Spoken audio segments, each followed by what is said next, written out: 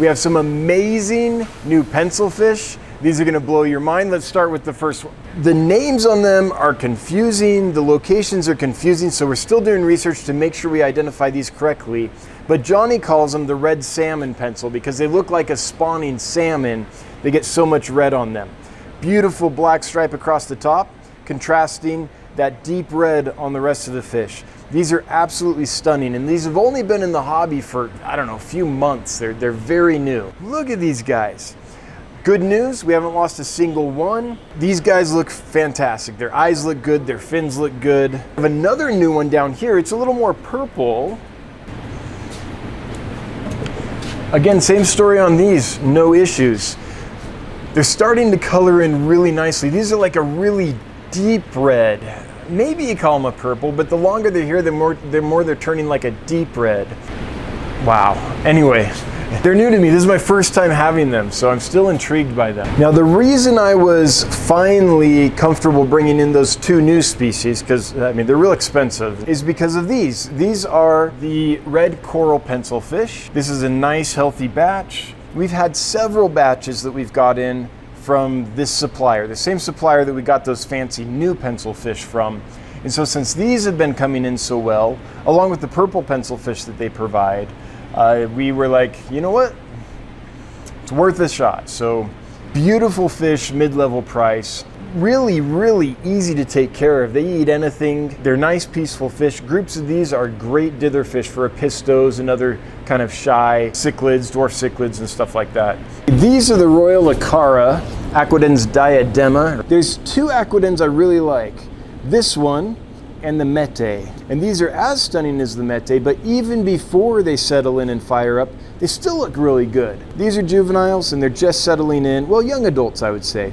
So we haven't seen these fire up totally yet, but look how handsome those are. These have been no problem for us, not a single loss. They came in tough as nails, no issues, eat everything, and look how friendly they are. Like, this is a wild fish, but they don't mind me at all. They're gonna make a really good pet for somebody.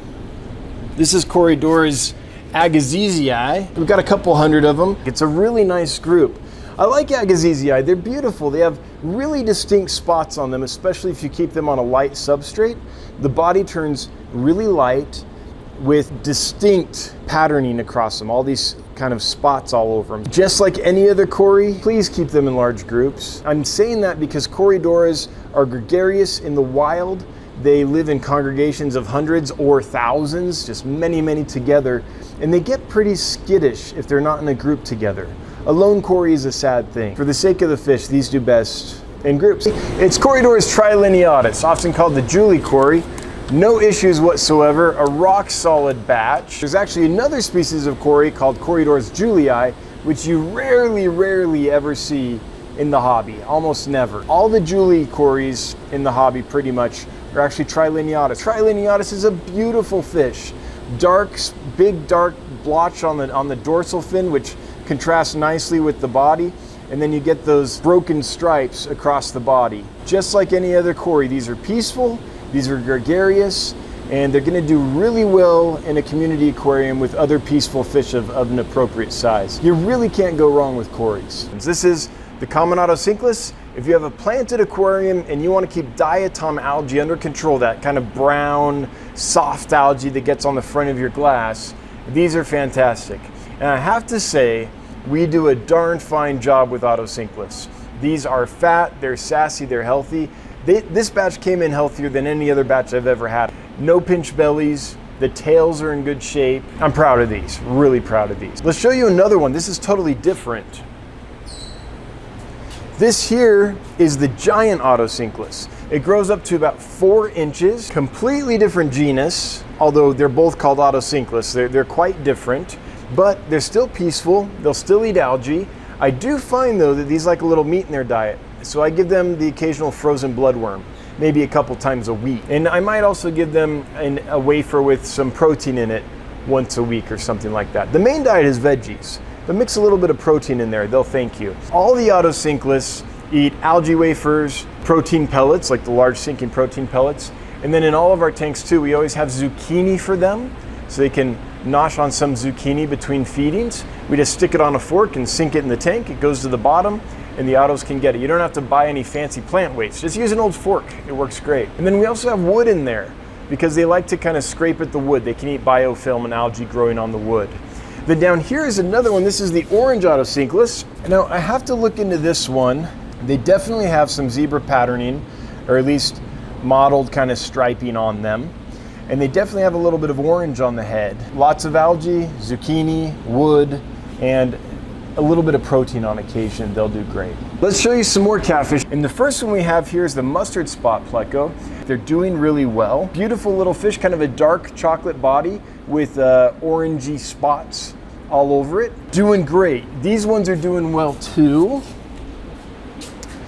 These are the L178 red-eye plecos, and these get a nice red tail on the bottom. In general, the batch is doing fantastic. And the other one is the flash pleco, the 204s. It's a chocolate brown pleco, but instead of spots, it has stripes on it. Really nice, distinct, whitish to yellowish stripes. Now, how we do the plecos when they come in is we medicate. So all of these have been treated for various parasites.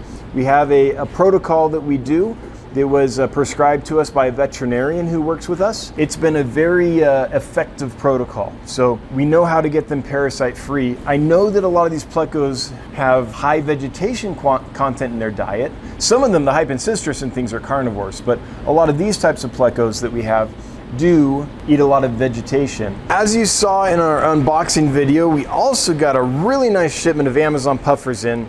This is the best group we've ever got. Usually when puffers come in, their bellies, you can't even find them. They're like so emaciated and the bellies are so pinched that it's like it doesn't even have a belly. So it usually takes us, I would say an average of about 3 months to get puffers healthy, fat and sassy, and ready to ship to our customers. But these came in good shape. They've been through their internal parasite medications. They're finishing up their ick and external parasite medications right now. Puffers, Amazon puffers, are very prone to getting ick when they first are imported. But once you clear that up, then they're usually rock solid. So these are on their 3rd treatment of ick. We've got a few more to go. Then we can start feeding them heavily, and within another week or so, they should be ready to go. I think this is about as quickly as we've ever turned around a group of puffers. It's gonna be 3 weeks to a month when these are ready to sell instead of 3 months. So kudos to that supplier. You know who you are. Thank you for the good fish. Here is a group of green lizard tetras. We've had them a few times. Whenever we've got them in the past, they've come in shaky and it's taken us forever to get them ready to sell, and they've come in quite skinny.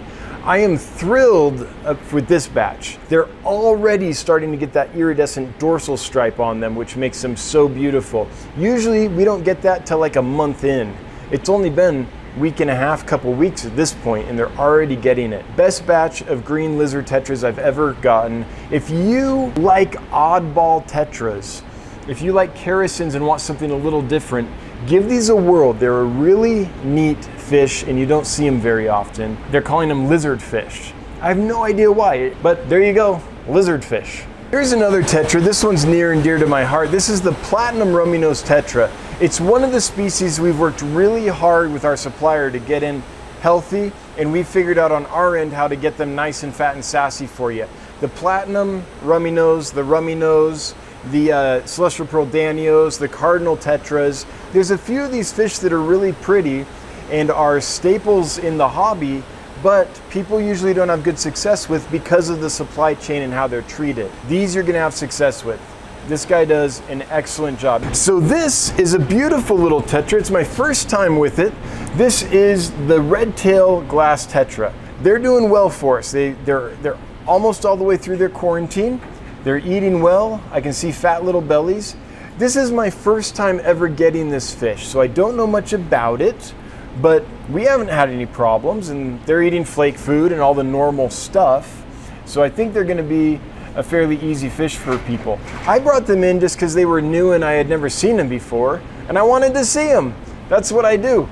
That's why I brought these in too. These are called an orange tetra. I have no idea which species they are. The list literally said orange tetra. Well, gotta figure out what that is, so we brought a group in, and I'm glad I did. They're a neat little tetra.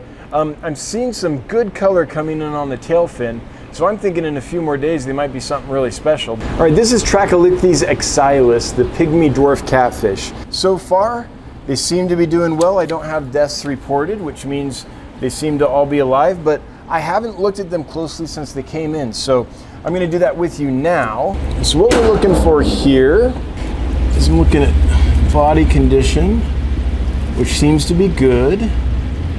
Looking at eyes, which seem to be clear. Fins are good. See how nice that belly is? Well, now he flipped over. Hang on. Come here, buddy. I'm trying to be like so gentle. They're not like a pleco where you can just grab a spine and flip them. You have to be super careful with these guys, and you don't want to get spined. It's painful. That is good looking. Now, one thing about catfish and nets, they can get caught in your nets, but usually it's only if they get in there and get kind of stuffed in the net. So I never take a catfish like this and pull it out of the water in the net. I just use the net to herd them, and then I use my hands or something else to get them out. And that way you won't get them caught in the net. The other thing is we never catch them in the side that has this seam on it, because their spikes will get caught in this, the sewing side. We only catch them on this side where it's nice and clean. So anyway, just a little tip on how to catch a catfish. Those are some of the fish that we have here at Dan's Fish, some of the new ones. We didn't show you everything. That would have been a super long video. So just showed you some highlights. If you want to see what these fish looked like when they arrived, we have an unboxing that we did a few days ago. I do want to take a moment to thank our customers. Thanks, guys. Thanks for all your support. Also, all the members of the YouTube channel, thanks for being part of the Fishmonger crew. It means the world to us and helps us keep going and fulfill our mission to make this industry more humane for the fish. So thanks so much. Till next time, hope you have a good one. Bye-bye.